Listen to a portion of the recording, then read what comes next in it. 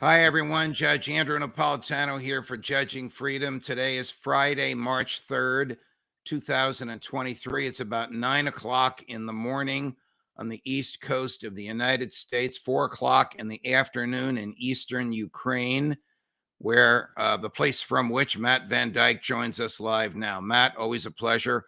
Welcome back to the show. So where are you and what are you doing there? I'm in the far east of Ukraine, put in the Kharkiv region, let's say. Okay. We're out in this part of the country doing a EOD and demining mission. It's one that the Ukrainians' demining capacity is still being built up, and they don't have a lot of people who are trained to do this kind of work. And When you say demining, you're looking for mines that the Russians planted, and you're neutering them before somebody from the Ukraine side gets killed by them. Right. In the past, we've been only a training organization, but because of the lack of deminers here, in addition to training, we're actually going out and doing hands-on landmine detection and removal. You're so smart. You anticipated my next question, because I was going to say I thought you were just doing training. But it seems to me you're getting a little closer to military work by actually hands-on Russian mines. Right. There's still a lack of specialized skill like that in the Ukrainian military, and no matter how many we try to train, it's going to take a very long time before they build up that capacity. I mean, if you look at if the Russians are firing 50,000 artillery rounds a day, as they were several months ago, and the failure rate could be 10 to 20% on artillery rounds, you're going to have, 5 to 10,000 rounds as unexploded ordnance landing on the ground that need to be detected and removed, in addition to the intentionally set landmines. So it's a problem that largest landmine problem in the world, and one that'll be taking decades to resolve. Let me put up a picture. There it is. Now, you sent this to us early this morning. What are we looking at, Matt? That's one of the mines on location from the field. We sent a few photos like that. My EOD expert, who's had 20 years experience, he's ex-Army, he's also done a lot of contracting, called it the gnarliest landmine situation he's ever seen. They're getting hits pretty much everywhere they go. By gnarly, he means they're intertwined and they're everywhere. You don't even know where to put your feet down. Right, exactly. It's an extremely dangerous situation. We were asked to do it. We actually had to sign waivers with the Ukrainian government for this mission. Meaning what? If you get blown up, your estate can't sue them? Yes, essentially. Gary, can you put the picture back up, please? Matt, is that two mines that we're looking at? Are those two things nearly identical? Yeah, I believe that's one of the pictures of the two mines together. I sent a few, but I don't know if they all got through in time with the connection. Okay, so why would anybody plant two mines so close to each other, or again, they just haphazardly planted? No, in that case, I think these are mines that my guys recovered and set out just for display to show what the mines look like. Okay. So that's what I think that case was. Those things that we're looking at have already been neutered, so to speak. Right. Okay. I want to run a video you sent us early this morning as well. Take a look at it and tell us who's in it, what we're watching. I think we hear your voice. I'm not sure.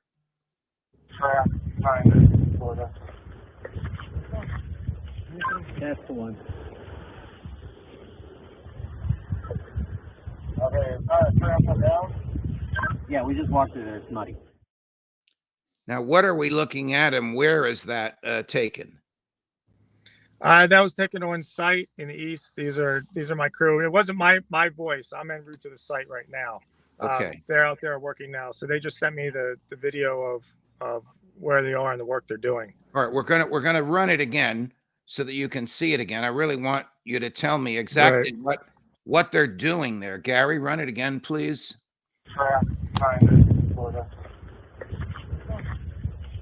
That's the one. Okay, trample down. Yeah, we just walked through there. It's muddy.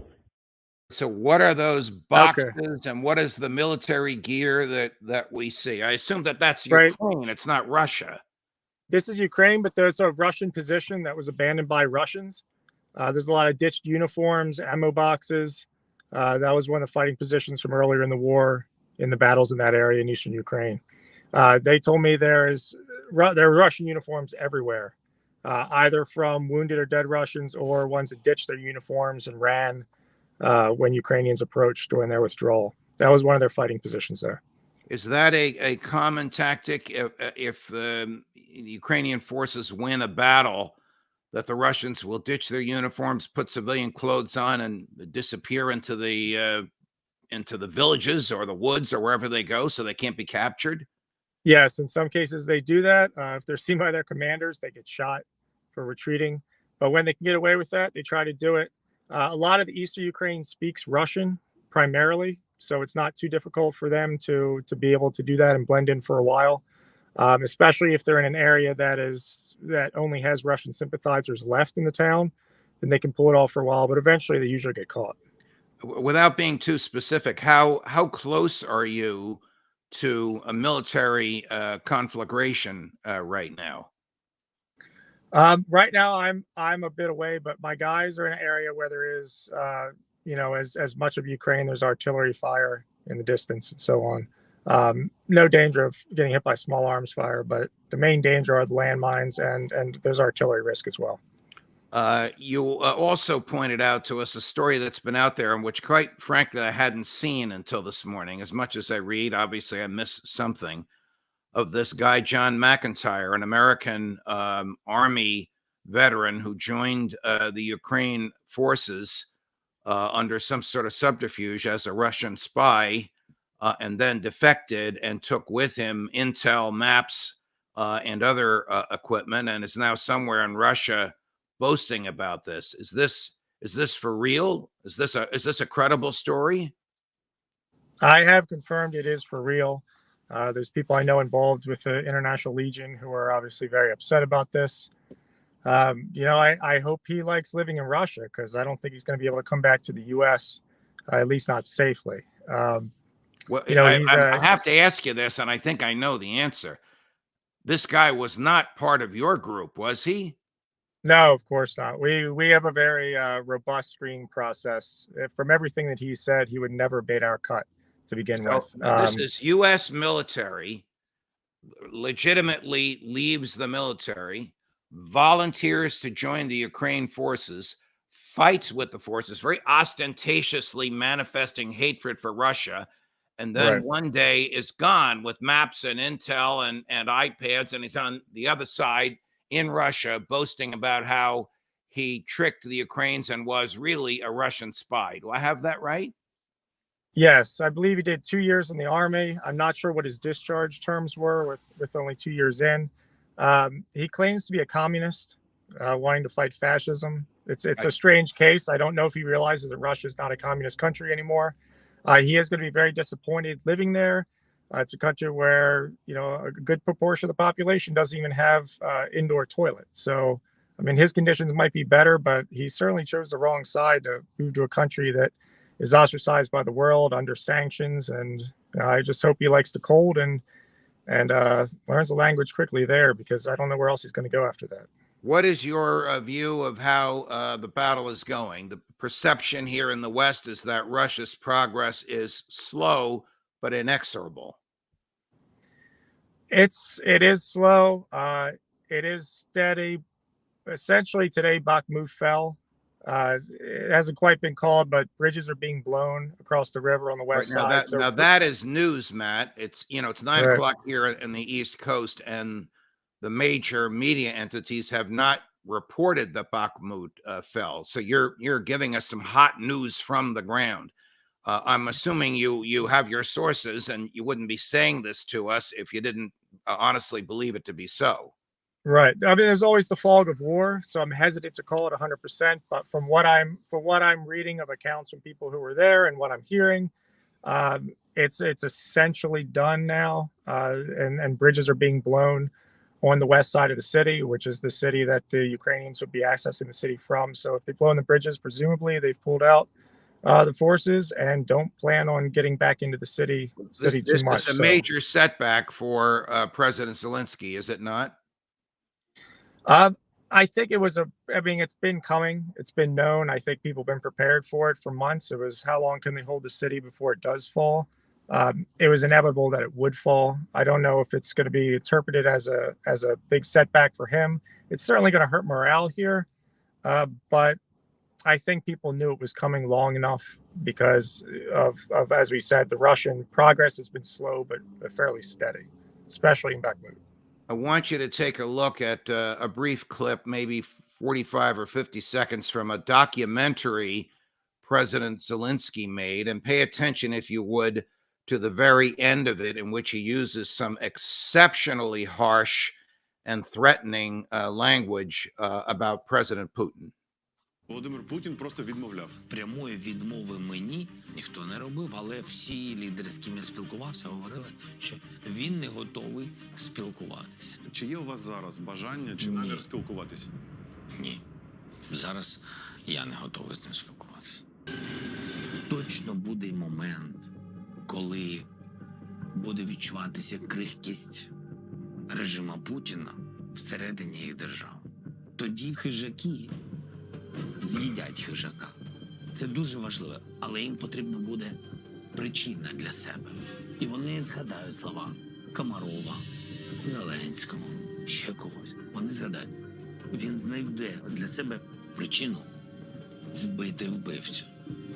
Дуже красиво сказали. Ну, тим не менш, я думаю, що тому це не зайве. Чи це спрацює? Так, коли, я не знаю. So I see two takeaways there. One is President Zelenskyy is not interested in talking to President Putin or even initiating talks at the ministerial level. And two, he's calling upon the Russian people to kill President Putin. The predators will eat a predator. You of course, can give your own interpretation and tell us what you think.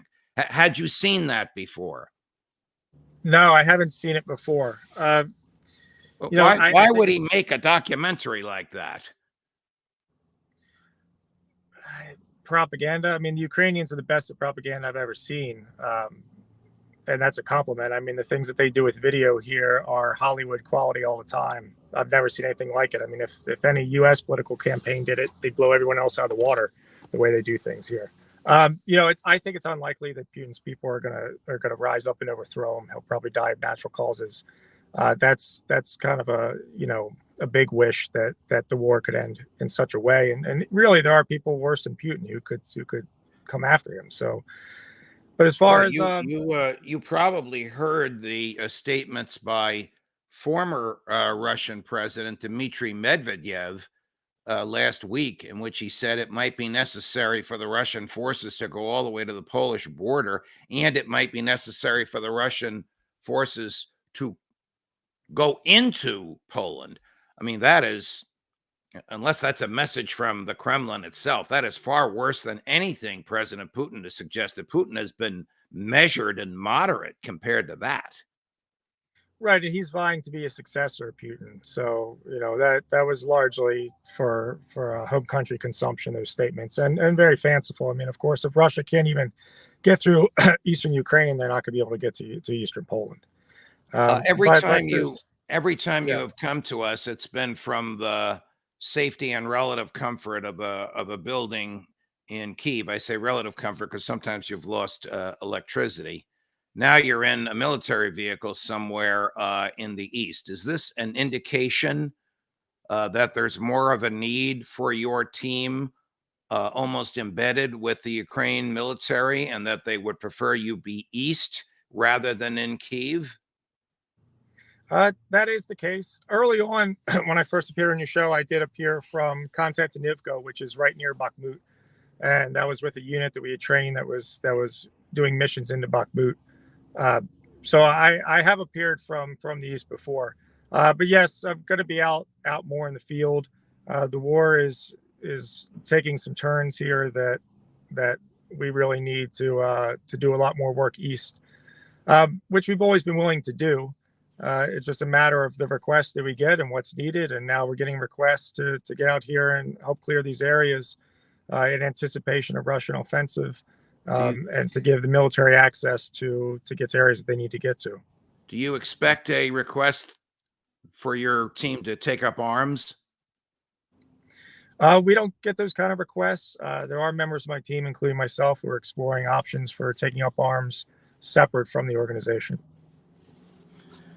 All right, my dear man, stay well. I think you have some other, you're going to be with us next week, and you may have some more breaking news at that time. We, of course, know how to reach you, wish you well, and appreciate all the time you spend with us. Thank you. It's always a pleasure. Of course.